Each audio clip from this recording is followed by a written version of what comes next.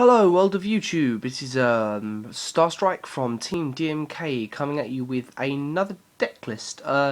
This time it's Yu-Gi-Oh, so you really are beginning to get an idea of just how many card games we play on this bloody channel. Wow, British. So this deck list is for wind-ups. Wind-ups is a fun little archetype. I quite enjoy it. A lot of people say the archetype's dying because of no wind-up carriers and Maisie because they got banned. Thanks, Konami. But I disagree. I didn't think the deck's really good. So we'll jump in. So we'll start with monsters first in the main deck. So I play 3 wind-up rabbits. Rabbit is one of the key cards of the deck. It can stop itself from being destroyed by anything you can name, and it stops it from any effect. You just banish it, and if you've got factory, which is the searcher card, we'll come to that later. You get a free draw, so it can protect itself. So good card. Then you play 3 wind-up sharks. Shark is a really good card because it can level itself up or it can level itself down depending on what it is you want it to do and depending on which monster you've actually summoned with. Shark is like Rabbit, it's one of the main cards in your deck. You do want to search this a lot. You can play it at 2 if you want.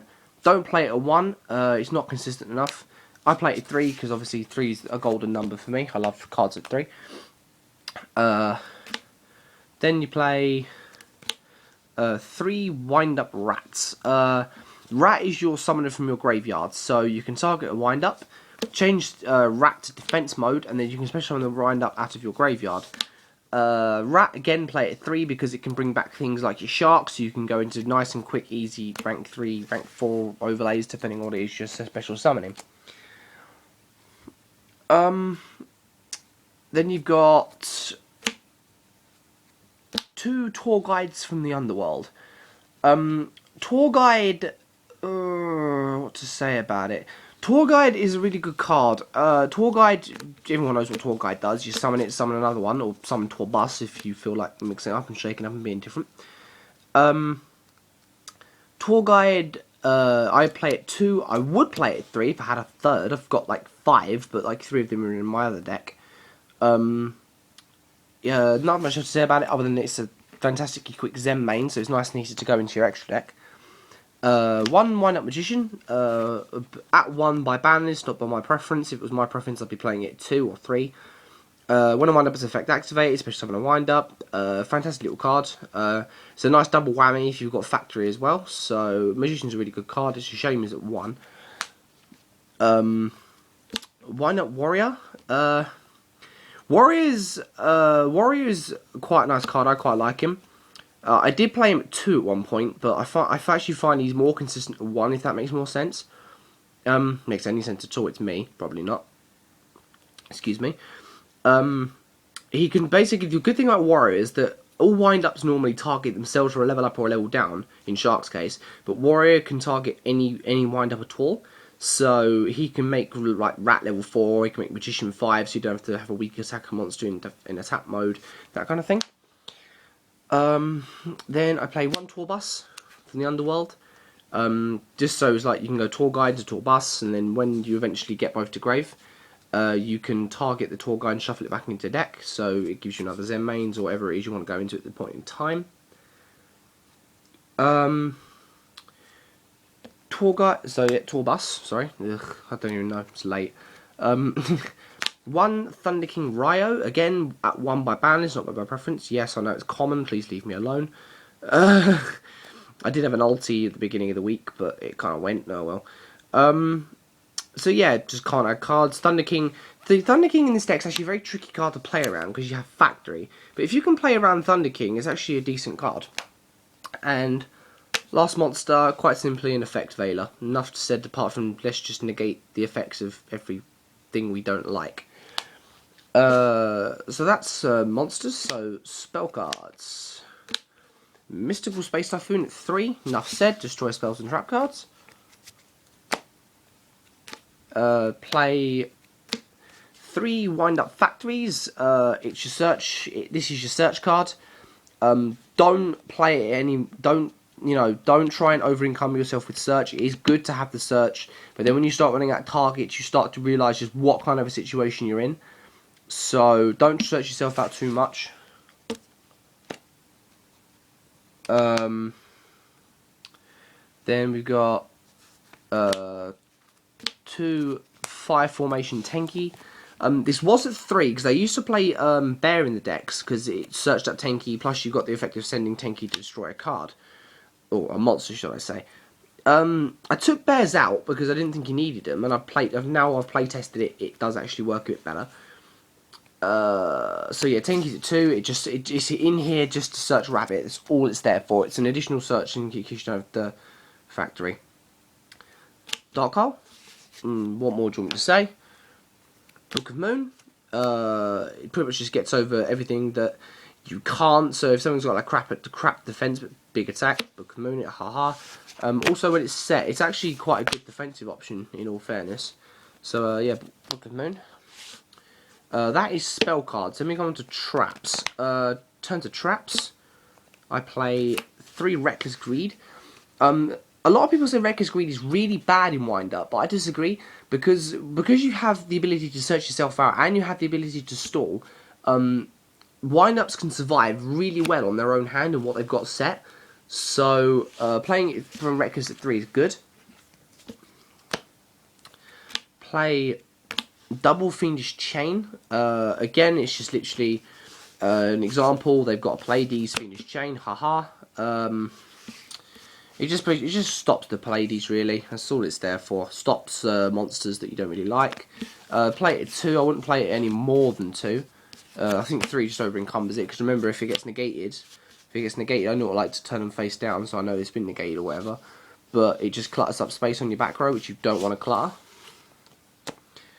I also play Double Trap Stun because Trap Stun. I also play Double Dimensional Prison. D-Prison, my only disadvantage with this card is that it's not chainable, because I am a massive fan of chainable back row. I absolutely love chainable back row. Then you have 1 Mirror Force, enough said, that destroys all tap position monsters. A Compulse, bounce it back. A Bottomless, that's a nice big monster you've got there. Hard to destroy and banish, deal with it. And last but not least, Torrential Tribute. This card, if this was still at 2, I think the banners might have hit this because of wind-ups. Because the fact that I can turn around and go, TT, yeah, banish rabbit, let me just get a search from factory. And because rabbit's just recurring, so, you know, no one likes wind-up rabbit. No one likes a wind-up player that does that. Okay, so that's main deck. Extra deck. Kick off with the rank 3s. Number 49, Fortune Tune. People say this card's really bad, but I disagree because it gives you 500 life points during every one of your standby phases.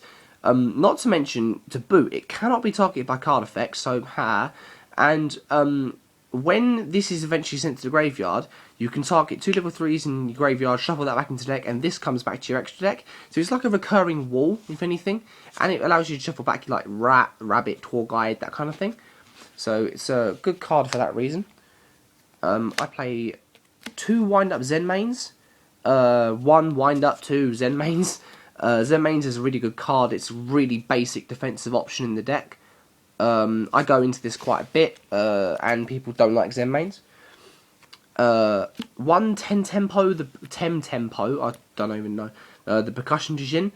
10 tempo is actually really good, because if they've got things like, I don't know, Ophion or Pallades, well not Pallades, wrong example.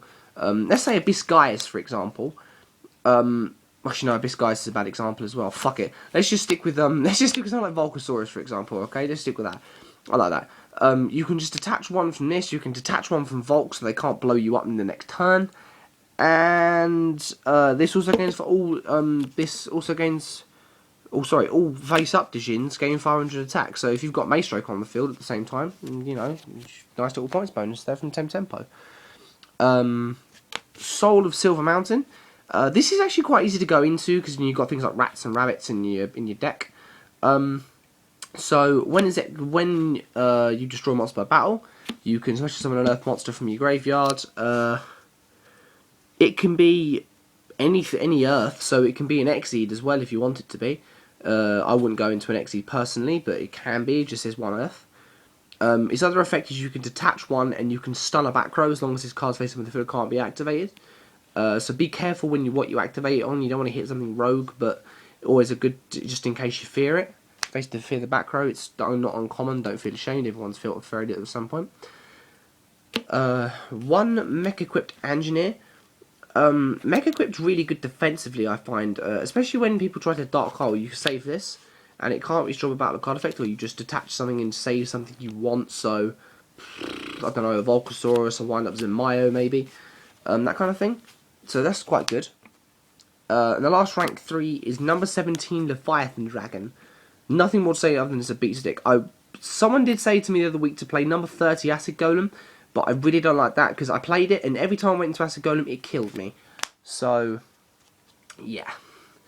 Rank 4s, Maestro, the Symphony Jin, Book of Moon, and it stops itself from being destroyed. That's about it.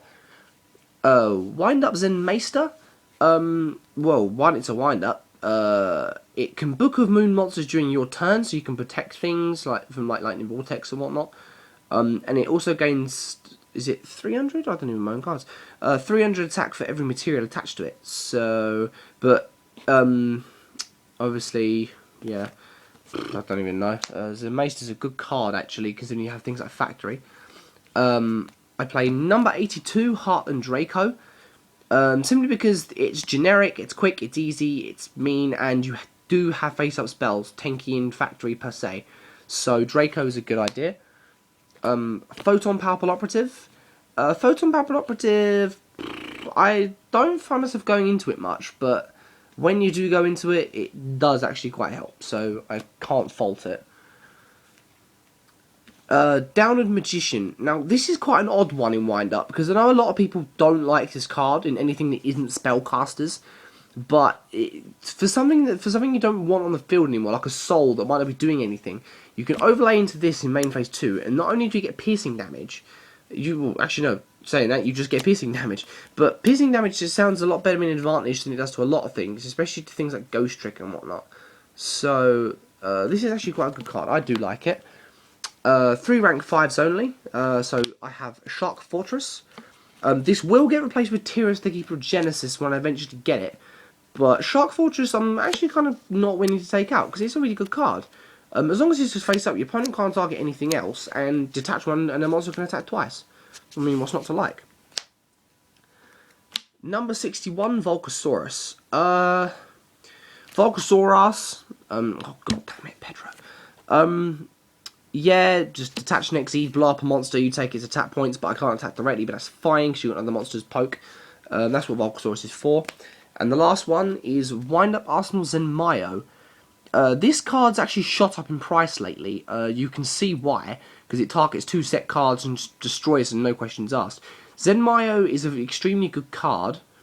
I do like him. I think he's a bit pricey for what he is, but then again, saying that sounds down to Magician. But other than that, he's a good card. Can't fault him. Okay, so that is Wind-Ups done and dusted. If you have anything you'd change or you'd add, please leave a comment in the comment section, just to let us know. Thank you for watching. Just give us a like and subscribe. We'll keep the videos coming. We'll get some gameplay up very soon, I promise you. As soon as we can find the time. And we will see you soon. Thank you for watching.